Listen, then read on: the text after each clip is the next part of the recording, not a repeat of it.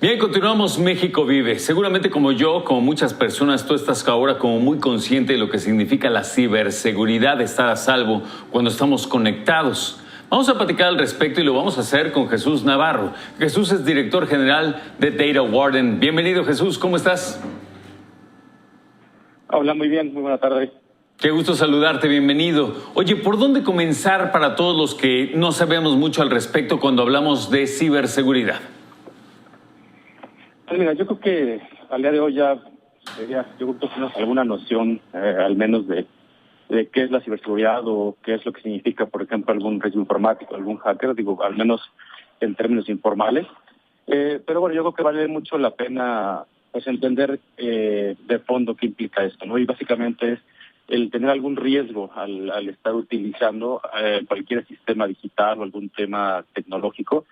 Y puede ser un riesgo conocido o desconocido, dependiendo mucho del nivel de conciencia que tengamos alrededor del tema. Y puede ir alrededor desde, por ejemplo, un riesgo de poner nuestra información en manos de algún tercero que no va a tener acceso a ella, o perder, por ejemplo, disponibilidad de algún equipo, alguna infraestructura que tengamos bajo nuestro poder o nuestro cargo, o bien pues nuestra propia identidad, ¿no? O sea, realmente ponerle en riesgo por el mal uso de la tecnología o por algún descuido, ¿no? Digo que son ejemplos pues básicos de lo que pudiera ser algún riesgo en términos de ciberseguridad o temas de riesgo digital. Ahora bien, yo creo que lo fundamental es pues tener conciencia de que justo este tema de ciberseguridad es algo real, el riesgo es real.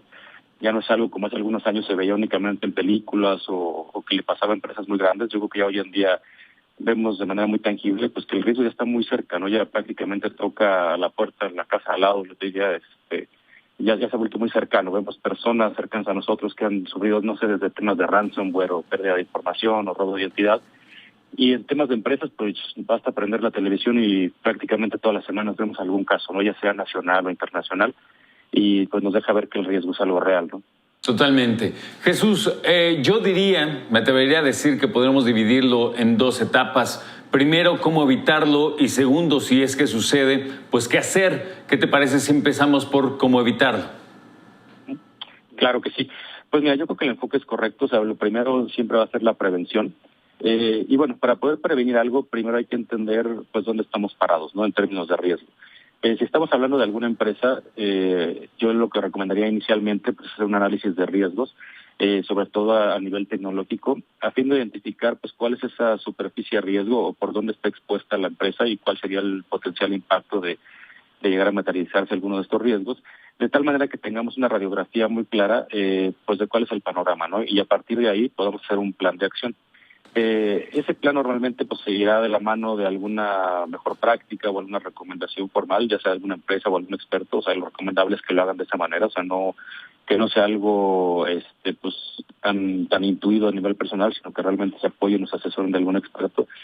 Y ya con ese plan establecido, que surgió a raíz de ese análisis de riesgos y de esa colaboración con un experto, pues tomar acciones ya priorizadas de cómo llevar pues ese nivel de riesgo a un nivel de riesgo aceptable o en base al apetito de riesgo que tenga el negocio, de tal manera que pues pueda operar sanamente, ¿no? Y que si bien no se puede contener al 100% el tema de ciberseguridad o garantizar al 100% la ciberseguridad, pues sí llevar el riesgo a un nivel aceptable, ¿no? Que deje cómodo al negocio, y que te permita tener un punto de partida en caso de algún impacto, ¿no? O sea, que no sea un daño terminal el que te pueda llegar a generar en caso de algún impacto.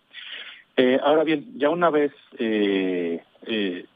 presentado algún impacto, algún ataque, pues ahora hay que ver de dónde estamos partiendo, ¿no? O sea, lo ideal es que la empresa o la persona pues ya haya contado con algo de conciencia, algo de preparación previo al caso, y cuenten con algunas herramientas que les permitan identificar que se presentó un problema y por dónde se presentó, de tal manera que se pueda establecer pues el plan de acción, ¿no? O sea, lo primero pues identificar qué está sucediendo. Para ello pues habrá que pues analizar tanto el comportamiento de los dispositivos donde se sospecha que está el impacto, si fue en la red o hay algún tráfico inusual en la red, igual identificarlo, de tal manera que logremos aislar esos indicadores que nos permitan identificar si hubo algún compromiso en la red o en algún dispositivo, si hubo alguna fuga de información, y con base en ello, pues ir trazando por dónde se presentó el ataque, ir acotando el impacto o el alcance que este tuvo, y de esa manera pues comenzar a hacer un plan de entrada de contención del impacto,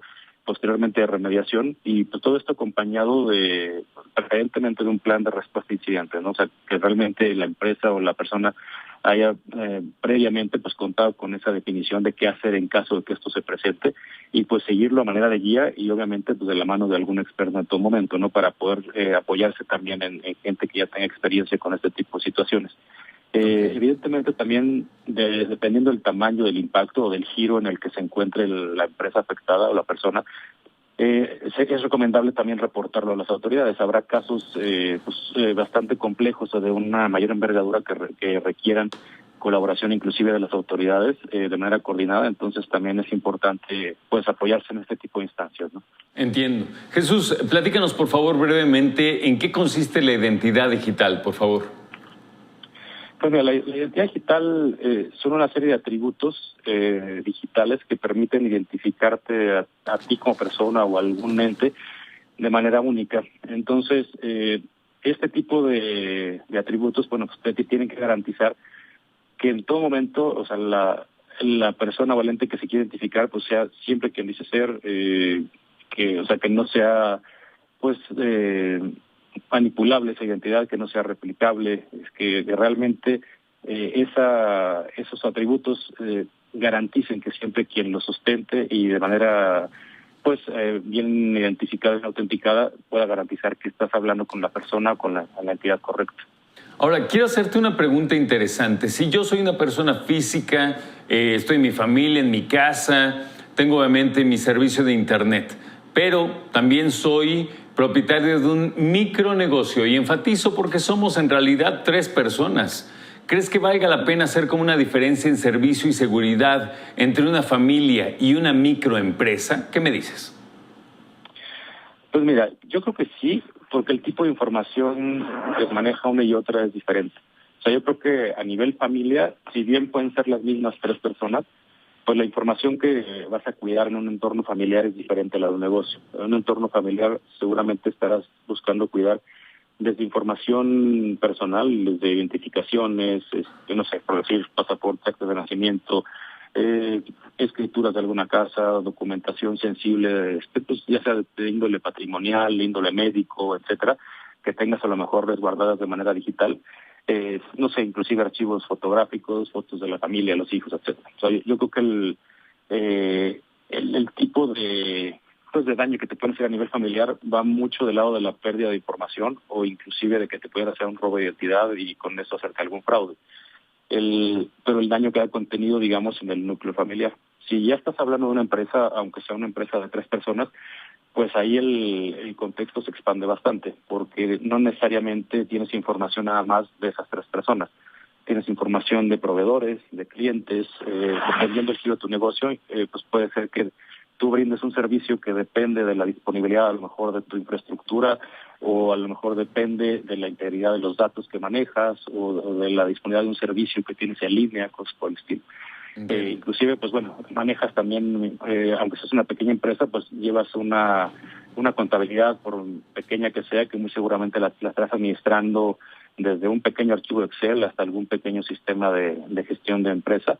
Entonces, pues esa información yo te diría un poco, no sé si más delicado, ¿no? Depende del impacto, porque también digo, si te llegan a robar registros médicos familiares, pues es algo de mucho impacto.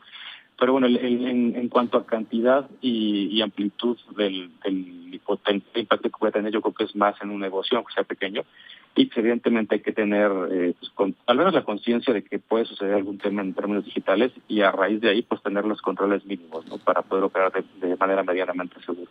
Perfecto. Jesús Navarro, muchísimas gracias por tu tiempo y que te vaya muy bien. Muchas gracias. Hasta luego.